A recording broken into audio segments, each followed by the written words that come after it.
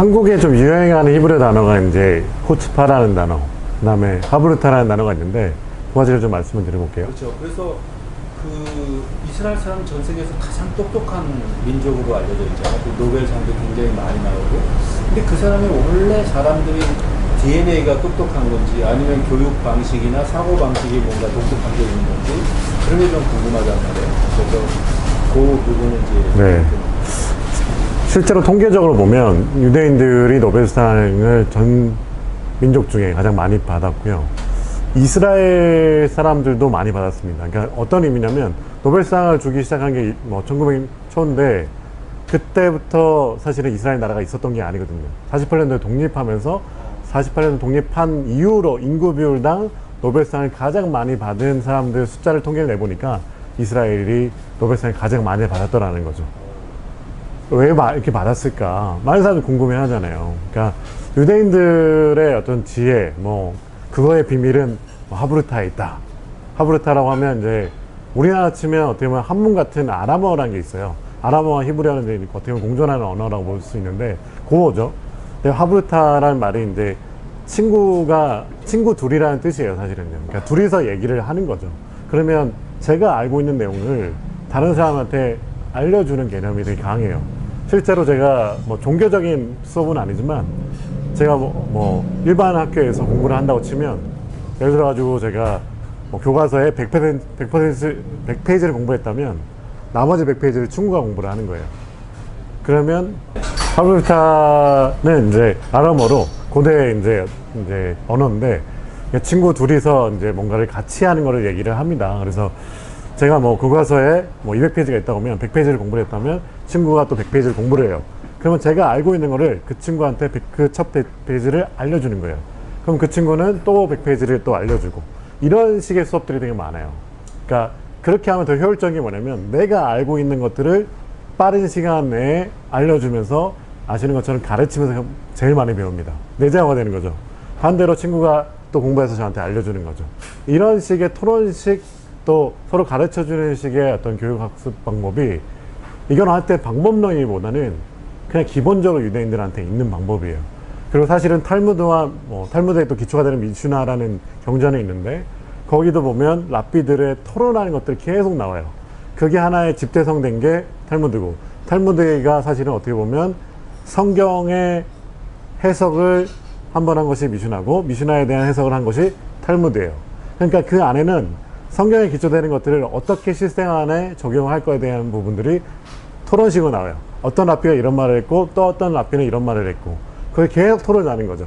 그런 게 되게 방대하게 집대성된 게 바로 이 탈무드라는 건데 그거의 어떤 핵심적인 원리는 서로가 서로에게 알려주고 그래가지고 토를 달고 질문을 하고 문제점을 풀어가는 거예요. 그런 방식들이 어떻게 보면 유대인들 가정교육 안에 있어요. 그러니까 어떻게 보면 뭐 아이들이 학교를 갔다 왔을 때 뭐 너 어떤 일을 했어 이렇게 질문할 수도 있지만 실제로 뭐 어떤 질문을 했어 라고 많이 물어보기도 하고요, 본인들이. 그러면 아이에게 사실은 뭘 배웠어 라고 묻는 것보다는 뭘 질문하면서 이 아이가 진짜 생각을 했고 안 했고를 알 수가 있는 부분도 있고요. 그런 식의 어떤 뭐 가정교육이라든지 학교의 뭐 전반적인 어떤 교육이 서로 묻고 대답하는 그런 형태예요. 근데 우리나라처럼 이렇게 주입식 개념이 아니라 실제로 역사 시험도 그렇고 뭐 수학 시험도 자기가 그 문제를 처음부터 끝까지 다 써내야 돼요. 수학 시험이 만약에 정답이 0이라고 하면 그냥 0이라고 쓰는 거는 아무런 의미가 없어요. 그 방법을 다 써내가야 돼요. 네. 그러니까 모든 것이 논술 개념이 있는 거죠. 그러다 보니까 아이들이 그냥 정답만 맞추는 것이 아니라 뭐 저희 옛날에 뭐 진짜 뭐 팽굴리기도 하고 뭐 이렇게 뭐 그런 거는 전혀 없다고 보시면 돼요. 그럴 수가 없는 거죠, 사실은요. 자기 소견을 내야 되는 거고 그 주장을 논리 있게 얘기를 할 수 있어야 그것이 정답이 되는 거니까. 그렇지 않으면 뭐 이거는 뭐 시험지의 정답이라 할 수 없는 거예요. 그러니까 수업 시간에도 그렇게 질의응답 선생님하고 학생하고 질의응답도 많이 하고 질문을 많이 하는 그런 걸 많이 한다는 거죠. 질문을 하지 않으면 답도 안 나오지만 점수가 나오지 않아요. 그러니까 어떻게 보면 가만히 있으면 중간이로 간다는 얘기가 이스라엘에서는 안 먹혀요. 물어보셔야 돼요. 그러니까 제가 어떻게 보면 히브리어를 몰랐을 때는 정말 뭐 좋은 점수를 받고 싶어도 못하는 거죠, 사실은. 근데 다행히도, 그러니까 이렇게 좀 어떻게 보면 언어를 못하는 친구, 부진아들 같은 경우는 뭐 군대 얘기를 안 할 수 없으니까 여군들이 와가지고 그 친구들을 따로 빼가지고 클래스를 만들어줘요. 그러면 쉬운 히브리어로 어려운 히브리어를 쉽게 풀어줘요. 그러면서 그 조금 공부가 좀 더딘 친구들 같은 경우는 언어가 좀 잘 안 되는 친구들을 따로 이제 빼서 공부를 시켜주는 거죠. 그러니까 어떻게 보면 다양성이 존재하는 나라다 보니까 일괄적인 어떤 교육이 아니라 이 아이에 맞는 눈높이 교육을 해주는 거고, 그리고 거기에 이제 플러스 이제 당연히 질문을 할 줄 알아야 되고 올바른 질문을 할 수 있어야 돼요. 그거에 따라서 이제 점수가 왔다 갔다 하기 때문에. 이제 한국 문화는 이제 질문하면 무례하다.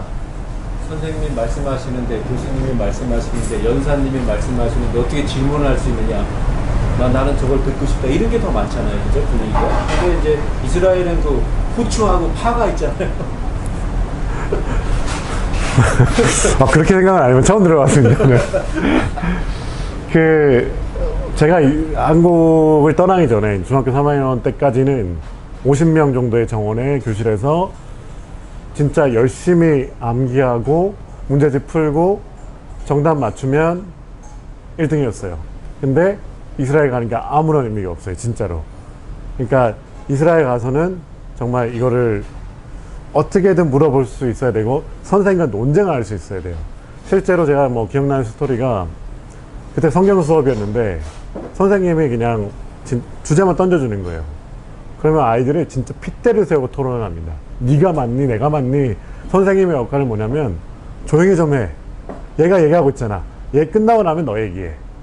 이런 분위기의 수업들이 거의 70~80% 정도예요. 그러니까 선생님이 얘기하는 거는 한 30% 40%고 아이들이 얘기하는 것이 뭐 더 많다고 생각하시면 돼요. 그러면 그 안에서 분명히 공부 잘하는 애들은 경상도 스타일로 목소리 큰 애들이에요. 말을 진짜 잘하는 애들이 논리적으로 풀어내고, 근데 논리적으로 풀어낸다는 게 결국 집에서 공부를 해야 한다는 얘기거든요. 내 주장이 논리적으로 먹혀들려면, 설득이 되려면 그만큼 많이 알고 있어야 되는 거니까. 근데 이 안에서 아이들이 어떤 거를 이제 터득하게 되냐면 히브리어로 후치파라는 게 있어요. 우리나라 말로 사전적인 의미는 싸가지예요. 어떻게 보면 이제 선생님한테 대드는 것처럼 보일 수 있잖아요. 그러니까 선생님이 얘기한 걸 가지고 그게 정설이라고 얘기했던 거를 아니라고 얘기해 주는 거예요, 이 아이들이. 어렸을 때부터. 아닐 수도 있잖아요. 그러면 아이들이 논리적으로 그거에 대한 답변들을 찾기 시작하고 그것들을 이제 아이들과 토론을 하는 거죠. 근데 그 안에서 분명히 후츠파는 필요해요. 근데 그게 자신감이 될 수도 있는 거예요. 이게 어디까지 흘러가냐면, 실제로 이스라엘 사람들이 뭐 인구 비율당 창업을 가장 많이 하는 나라인데 남의 말 듣는 걸 별로 안 좋아해요. 뭔가 시키는 거에 대해서, 당해야 되는 것에 대해서 좀 싫어하는 편이고, 그러다 보니까 아이들이 후츠파가 많은 거예요. 어떻게 보면 싸가지가 많은 거죠. 근데 그게 장점으로 다가오는 거죠. 자신감 있게 사업을 하게 되고 창업을 하게 되고, 그러니까 당연한 것에 대한 논리를 뭐 어떻게 보면 반박하게 되고, 이러면서 새로운 것들이 만들어지는 거예요. 그러다 보니까 작년 같은 경우만 해도 뭐 이스라엘 스타트업들이 벌어들인 돈이 100조가 넘어요. 그러니까 그 전년도 대비 그때는 한 제 기억으로 한 20조 정도밖에 안 되는데 갑자기 5배가 오른 거예요. 그러니까 어떻게 보면 속된 말로 미친 거죠, 진짜로. 그 정도로 코로나 시대 때 어떻게 비대면을 가야 되는 그 시대에 얘네들은 계속 나사 상담을 하고 있었던 거예요. 엑시스 하고 있었고.